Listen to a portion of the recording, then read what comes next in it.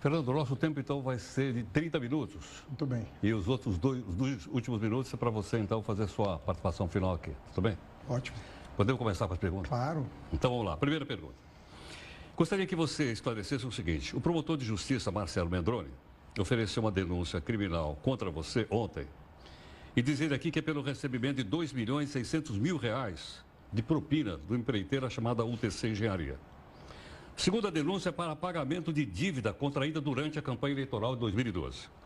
O dinheiro teria sido, estou colocando um condicional, teria sido pago pelo doleiro Alberto Youssef em 2013, por meio de contratos firmados com 3 gráficas. Como é que você responde a isso aqui, Fernando? Bom, primeiro agradecer a pergunta. Eu lamento muito que o Ministério Público se deixe usar para que um empresário corrupto se valha da vingança contra mim, pela seguinte razão: com 1 mês e meio de governo na Prefeitura de São Paulo, eu fui informado pelo meu secretário de obras que a principal obra dessa empresa na cidade de São Paulo, uma obra de mais de R$1 bilhão, uma obra muito grande, o túnel Roberto Marinho, que liga a Água Espraiada até Imigrantes, e da qual a UTC é uma parte, junto com a Odebrecht, que esta obra estava superfaturada em cerca de 30%. Então, nós estamos falando aí de uma obra que daria um prejuízo para a cidade de São Paulo da ordem de 300 milhões de reais. Mas quem contratou isso? O governo anterior. Desculpa. O governo Kassab. Kassab? Tá. Isso. É só para eu saber porque eu estava me perdendo. Então, foi o Kassab que contratou a obra? Isso. Superfaturada? Superfaturada em 30%. Isso segundo o meu secretário de obras, que não tinha conhecimento, não tinha provas. Ele tinha a estimativa do valor da obra. Ele falou: essa obra está 30% mais cara. Recentemente, a empresa sócia da UTC, que é a delatora, reconheceu em juízo que a obra estava superfaturada. Mas naquela ocasião, eu tinha só o depoimento do meu secretário. O que eu fiz? Cancelei a obra. No meu segundo mês de governo. Desde então, a obra nunca foi retomada. O que fez o Ricardo Pessoa? Como ele pagou uma gráfica, ele disse assim: essa gráfica que eu paguei é da campanha do Haddad. O dono da gráfica foi chamado para depor. Ele falou: não, de fato eu recebi, mas eu não prestei serviço para a campanha do Haddad. Aí perguntaram para o dono da UTC: você tem provas de que essa gráfica fez o serviço da campanha do Haddad? Ele falou: não, eu ouvi dizer. Ou seja, eu tenho a prova de que eu contrariei o principal interesse da UTC na cidade. Com 1 mês e meio de governo, cancelo a obra, economizo 300 milhões para a cidade de São Paulo. O empresário contrariado tenta se vingar e o Ministério Público, ao invés de proteger um executivo honrado, vai na onda do empresário para se vingar de mim. Não tem problema. O Ministério Público, faltando 30 dias para a eleição, toma uma atitude dessa, tendo 3 anos. Poderia ter oferecido essa denúncia 3 anos atrás. Resolveu oferecer a 30 dias da eleição. Vamos levar os documentos para o juiz e o juiz vai analisar. Agora, eu fico contrariado de ver uma instituição séria e importante para o Brasil, como é o Ministério Público, se deixar usar por um empresário que, 1, é corrupto, confesso, e 2, esse empresário específico já mentiu 8 vezes para a Justiça. 8 vezes ele já mentiu comprovadamente. Mas, enfim, quem está na vida pública, ainda mais sendo vice do Lula, sofre um pouquinho. Mas a gente vai com calma, a Justiça vai chegando. Falando em serviço do Lula, até quando o senhor vai ser vice do Lula? Olha, é importante sublinhar o seguinte: nós temos uma ação junto à ONU que garante os direitos políticos do Lula e que comprova a injustiça que foi cometida. Desculpa, você é professor, eu sou leigo. Vamos lá. É a ONU ou é um comitê da ONU? É um comitê da ONU. Não, porque você fala ONU, eu fico logo pensando na Assembleia Geral, na Secretaria-Geral da ONU, na bandeira da ONU. Não é a ONU toda, é um comitê. Não, a ONU tem vários comitês. Lógico. Um deles é de direitos humanos. Tem 2. O Comitê de Direitos Humanos está cuidando do processo. um outro comitê para a gente entrar com essa Tem um outro reclamação. comitê de direitos humanos, tem o Alto Comissariado dos Direitos Humanos. Isso. Nós entramos com uma ação junto ao Comitê da ONU de Direitos Humanos, dizendo que o Lula não tinha recebido um tratamento justo da justiça e que deveria concorrer às eleições. O comitê deu uma liminar para que o Lula concorresse às eleições e ficou de julgar o mérito depois, porque o mérito ela tem mais tempo para isso. Nós temos que esgotar todos os recursos internamente para que a ONU chegue a julgar o mérito oportunamente. Então, nós não podemos abrir mão para a história do Brasil, nós não podemos abrir mão desses recursos. Mas na prática, vocês têm que trocar o candidato, segundo decisão do TSE, até dia 11 de setembro agora.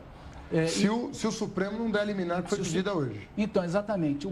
Qual é a expectativa do partido? Que consiga essa liminar, esgotar o prazo máximo até o dia 11, chegar até o dia 17? É isso que eu gostaria de ouvir do senhor. Veja bem, se o Supremo der a liminar que nós estamos pedindo, declarando que o tratado que foi aprovado pelo Congresso Nacional tem vigência no Brasil, o Lula é candidato e ganha as eleições no primeiro turno. Desculpa, de novo uma pergunta aqui de leigo. Diga. Mas o Brasil perde a soberania? Há uma intervenção externa dentro do país. Nós abrimos mão de uma parte da soberania do país ou não? Excelente pergunta. Se o Congresso Nacional não tivesse aprovado, primeiro é um tratado firmado com o presidente da República do Brasil. Mas tem que ter anuência do Congresso. E teve. Teve? Teve, passou pelo Congresso. Então, se o Congresso aprovou, você sabe. Não, tudo bem, eu sei. Se o Congresso aprovou, virou uma lei nacional. Mas, não tem nada contra a soberania. O que a ONU está dizendo é o seguinte: vocês fizeram um tratado com a gente, aprovaram no Congresso Nacional e não estão cumprindo. É isso que a ONU está dizendo. Mas, candidato, a ONU está dizendo isso, só que 6 ministros do Tribunal Superior Eleitoral não pensam assim. Quer dizer, apenas um ministro concordou com a tese do PT. Mas eu queria saber o seguinte, senão nós vamos ficar nessa discussão jurídica aqui, qual a expectativa do senhor? O senhor acredita que a sua candidatura enquanto vice vai até quando? Olha, eu falo como vice e como advogado do Lula. Eu vou defender o Lula até o último recurso. Enquanto houver recurso no Brasil e no exterior, eu vou estar advogando. O senhor não acha que isso prejudica essa transferência de votos? Quer dizer, no Nordeste, principalmente, onde tem o grande reduto eleitoral petista, o senhor não acha que quanto mais demora essa transferência em saber que sou efetivamente o candidato à presidência, isso vai prejudicar? O senhor deixará de ser Haddad para ser Andrade? Olha, eu entendo que o povo brasileiro, primeiro, está sofrendo demais. As pessoas não têm ideia do que o povo está sofrendo. As pessoas não estão conseguindo chegar no final do mês. As pessoas não têm dinheiro para pagar o gás, as pessoas não estão conseguindo emprego. Cada dia uma notícia ruim. O ano que vem o Bolsa Família vai ser cortado em 50% se o Congresso não tomar providências, porque o governo Temer mandou 50% do orçamento do Bolsa Família para o Congresso Nacional. Estão cortando despesas essenciais, como a do museu lá do Rio de Janeiro. Você viu a queda do orçamento em relação ao museu. E é tudo assim. Nós estamos voltando a ter epidemia de sarampo no Brasil. Quer dizer, nós estamos numa situação muito grave. Mas muito grave. Qual que é o nosso entendimento? Que nós temos que defender o nosso projeto, nós temos que defender a liderança do presidente Lula para sair dessa situação, e a compreensão do povo é crescente. Veja o que aconteceu com o Lula de abril para cá. De 7 de abril para cá, quando ele foi preso, ele aumentou 15% a intenção de voto, sem abrir a boca. Só pela militância que leva ao conhecimento da sociedade o que está acontecendo no Brasil. O que é o governo Temer, o que são os direitos que estão sendo sonegados da população, né, e o projeto que nós representamos. Então, eu não tenho nenhuma dúvida de confiar no discernimento das pessoas. Eu vou aproveitar, o senhor falou de projeto, quer dizer, eu tenho lido, inclusive o ex-ministro Dirceu falou isso, que caso o PT retorne ao poder, ele fará um projeto muito mais radical. Quer dizer, o que significa isso? Nós vamos ter uma regulação da mídia, nós vamos ter uma reforma agrária mais profunda, nós vamos ter uma taxação das grandes fortunas. O que é esse projeto mais radical do PT? Significa mais profundo, que nós vamos à raiz. Radical é ir à raiz dos problemas. Isso quer dizer que você não vai assinar uma carta aos brasileiros? Não. Quem está 18 anos, eu fui 8 anos. O Lula assinou, lembra ou não? Não, mas 2002. Ele assinou. Lula assinou e quem patrocinou foi o Palocci, na verdade. A carta que nós precisamos assinar é a carta em relação à população que está exigindo providências. Então vamos lá, quais são as providências mais radicais? Então, você falou... Eu falei em regulação da mídia, taxação das o que a gente está dizendo em relação à mídia? Num estado, uma família não pode mandar na TV de maior audiência, na rádio de maior audiência, no jornal de maior circulação, simultaneamente. Por quê? Porque isso fere um princípio democrático. Não é assim na Alemanha, não é na França, não é em Portugal, não é na Inglaterra, não é nos Estados Unidos, não é em nenhum lugar desenvolvido. Então, quando ocorrer uma concentração na mão de uma família, de todos os meios de comunicação, Fernando, o que faz o Estado moderno? Ele determina a alienação de uma concessão para outro grupo, para que haja mais pluralidade. Isso é coisa do século XX. É isso. Não vamos falar do século XXI. Existe um negócio agora chamado mídia social. Nós vemos aqui, o jornal aqui, ele é simultaneamente na televisão e muitas plataformas. Hoje você tem as mídias sociais e ninguém controla as mídias sociais. E nós até temos trazido aqui pessoas para dizer assim, qual é o impacto que a mídia social vai ter na eleição que vai ter agora. Heródoto, infelizmente nós ainda não democratizou a emissão? Infelizmente não. Em primeiro lugar, rádio e TV no interior do Brasil tem muita força e você vai nesses estados com menos recursos, você vê uma concentração na mão de uma família de todos os meios de comunicação. Isso é irregular em qualquer lugar do mundo. Não pode a família ACM, a família Alves no Rio Grande do Norte, a família Sarney, a família Collor de Mello, ser donas de toda a comunicação do Estado. Isso não é correto. Outras vozes precisam falar. Segundo lugar, 1/3 dos brasileiros não tem acesso à internet. Nós vamos criar o programa Banda Larga para Todos, como criamos o Luz para Todos. Você já imaginou 2/3 dos brasileiros com acesso à internet? Qual é a força que isso tem? E 1/3 não tem acesso à banda larga. Então, um terço não tem acesso à internet, 1/3 não tem... Mas esses 2/3 não estão mais à mercê do rádio e da televisão como estavam no passado. Mas continuam à mercê e nós precisamos levar a banda larga no mesmo pacote de democratização. Outra coisa, banco. Nós não vamos sair da crise se os bancos continuarem cobrando juros extorsivos da população. Não existe sistema bancário anômalo como o Brasil, totalmente irregular. E como é que vocês vão fazer? Como é que nós vamos fazer? Nós encontramos vários economistas e chegamos à conclusão que tem que ter uma intervenção regulatória. Como? Quanto mais juros o banqueiro cobrar, como ele ganha muito dinheiro, cobrando muitos juros, mais imposto ele vai pagar. Ele vai pagar um imposto progressivo. Em compensação, quanto menos juros ele cobrar, menos imposto ele vai pagar. Com isso, nós vamos forçar os bancos a diminuir as taxas de juros. Por quê?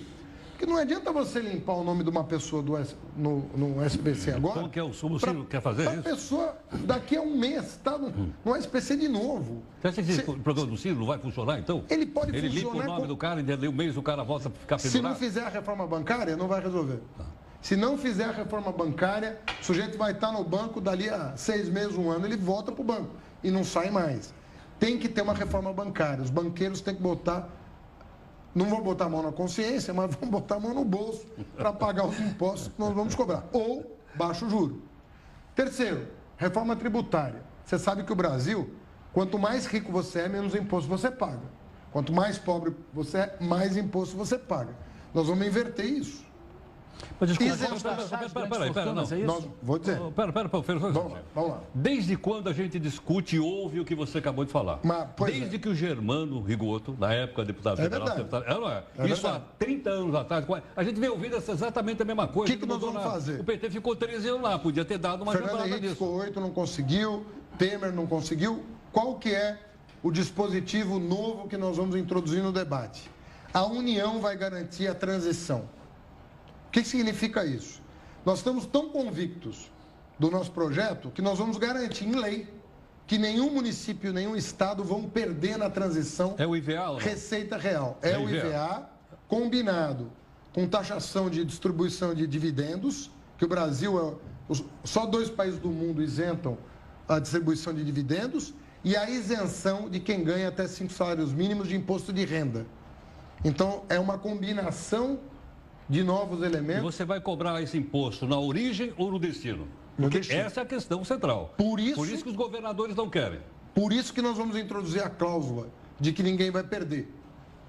Ou seja, o Estado produtor que tem medo de perder vai ter a garantia da União de que ele pode comprar o pacote porque ele não vai perder receita real. Nós vamos dar a receita que ele tem, mais a inflação todo ano garantida. E se for a mais, mas a menos nunca.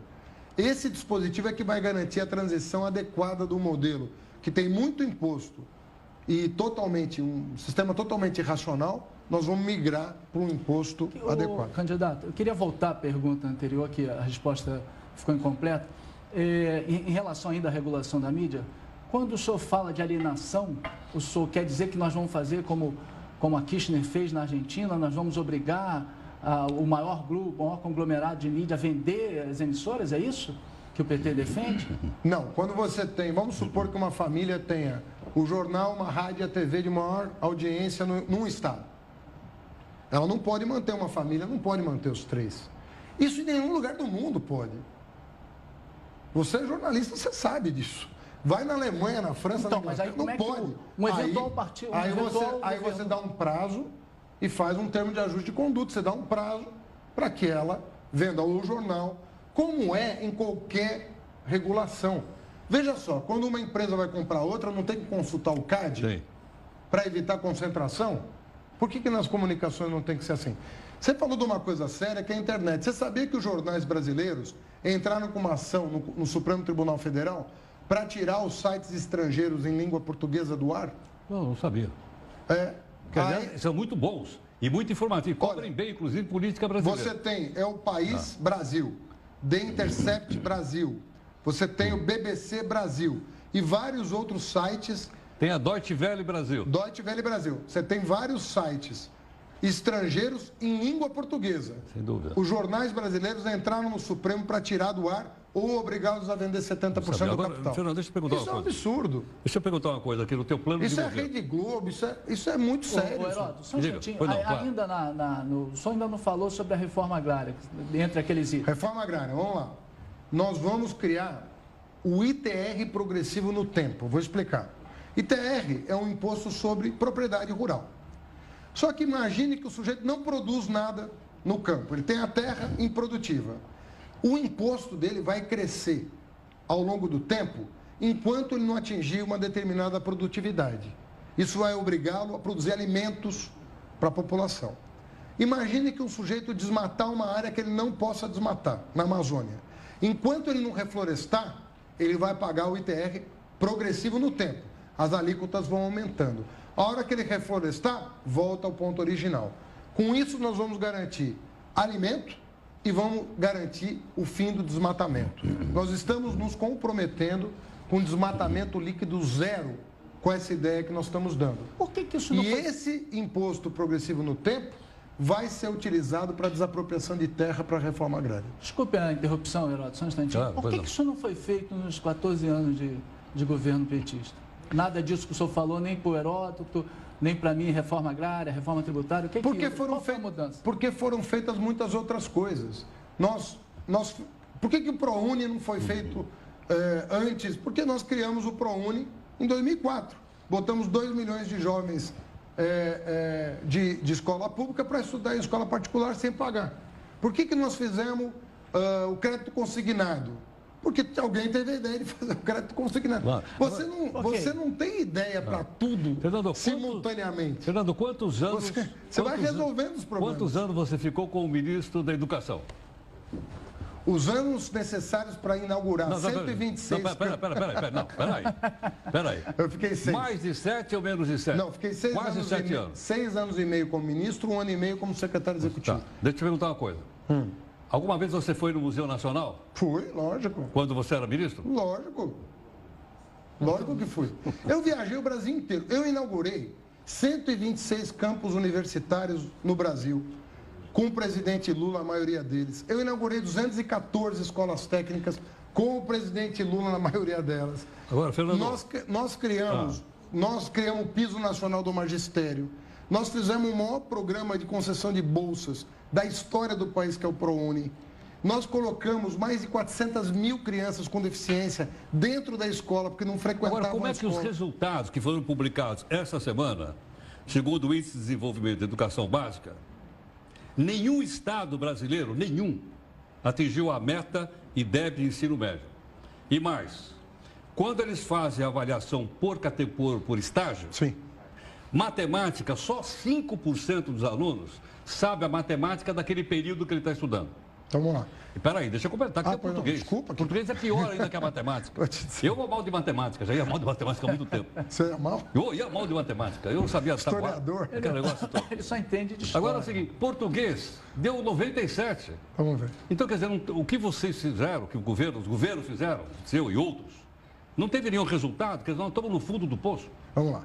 Quem criou o IDEB? Fui eu como ministro. Parabéns, né? parabéns, mas o IDEB Eu está criei- botando isso aqui, ó. Calma, eu criei o IDEB e a cada 2 anos eu criei uma meta até 2021. No meu tempo de ministro, eu cumpri todas as metas do Fundamental 1, do Fundamental 2 e do ensino médio. Se você entrar hoje na página do MEC, clicar lá, ideb.inep, INEP é o órgão que divulga o IDEB, você vai ver lá uma tela que é Brasil. Se você clicar lá, você vai ver que de 2005 a 2011, que foi o período que eu fiquei, está tudo verde. Sabe por que está tudo verde? Porque todas as metas foram cumpridas enquanto eu era ministro. Depois você saiu, Todas. Depois que você saiu, o seu partido continuou no governo. Quer dizer, aqueles que o sucederam não continuaram com a sua política, mesmo pertencendo ao PT? Alguns anos depois que eu saí, continuaram sendo cumpridas as metas. No Fundamental 1 até hoje. A meta do Fundamental 1 está cumprida. No Fundamental 2 parou de cumprir há 4 anos e no ensino médio parou há mais tempo. Mas no meu tempo de ministro, está tudo verdinho ali. Eu cumpri todas as metas durante 6 anos. 2005 foi o T0, né? Foi o 2007 cumpri meta, 2009 cumpri meta, 2011 Candidato. cumpri meta. Janeiro de 2012 eu vim ser candidato a prefeito. Vamos voltar a falar de plano de governo. Quer dizer, o Jair Bolsonaro, que lidera as pesquisas, um dos motes da campanha é a segurança. A segurança, em todas as pesquisas, aparece entre os 3 grandes problemas nacionais. O que o PT vai fazer de diferente do que fez para resolver esse problema? Olha, nós tomamos uma decisão bastante ousada. Nós vamos federalizar alguns crimes, sobretudo ligados a organizações criminosas. Ou seja, o crime que transbordou as fronteiras do Estado passam a ser da competência da União. Por exemplo, o PCC. PCC, o governo de São Paulo não deu conta.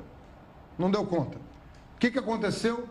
O PCC cresceu, ficou mais forte do que o governo do Estado. Hoje está em outros estados. Não adianta a gente cobrar os governadores do Nordeste, do Centro-Oeste, a combater uma organização que é nacional. Não é mais uma organização local. Nós vamos puxar isso para a nossa responsabilidade. Nós vamos criar um departamento na Polícia Federal, um contingente novo, para enfrentar as organizações criminosas. Vai ter dinheiro para isso? Não é muito dinheiro. Eu vou te dar um dado. Nós estamos prendendo mal. Nós estamos prendendo muita gente e mal. Nós estamos prendendo criminosos de muito baixa lesividade, baixa letalidade.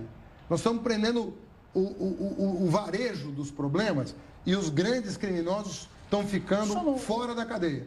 Homicídio, 8% só de resolutividade. Só se conclui 8% dos inquéritos. Feminicídio, estupro, roubo, baixíssima atuação das polícias. Quando a gente chamar para a Polícia Federal os crimes que no Estado não estão sendo combatidos, vai sobrar força de trabalho para proteger o cidadão. Então a Polícia Federal vai entrar forte. E qual é o resultado prático disso? Nós vamos encarcerar menos, vai custar menos o sistema carcerário, mas vai ser muito mais efetivo, porque vai estar na cadeia quem precisa estar na cadeia. Hoje eu vou Ou seja, a legislação posso entender que a legislação será mais frouxa para quem praticou pequenos crimes, é isso? Não mais frouxa, a polícia é que vai ser mais dura com quem comete crimes graves.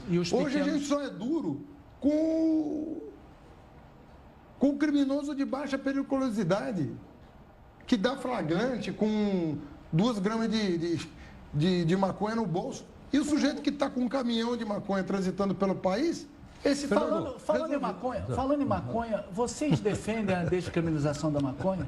Eu defendo a regulamentação da lei de 2006. A lei de 2006, ela foi muito feliz num sentido e foi muito ruim no outro. Como o senhor ou o partido? Não, a lei de 2006 é do governo Lula. Ok, o partido defende. Isso, o governo Lula, ele aprovou uma lei em 2006 que dava tratamento diferente para o usuário e para o traficante. O usuário era um assunto de saúde pública, né? E o traficante, assim, aí sim era combatido. O que aconteceu?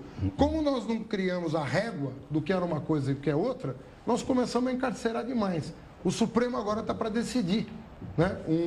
O que é uma coisa e o que é outra, para a gente ter foco na segurança pública. Agora, eu queria fazer uma pergunta para o professor de Direito. Pode ser? Pode. Lula e outros estão presos, condenados depois de segunda instância. Né? Nós fizemos um cálculo aqui, se isto aqui cair, de cada 5 presos, 1 vai ser posto em liberdade.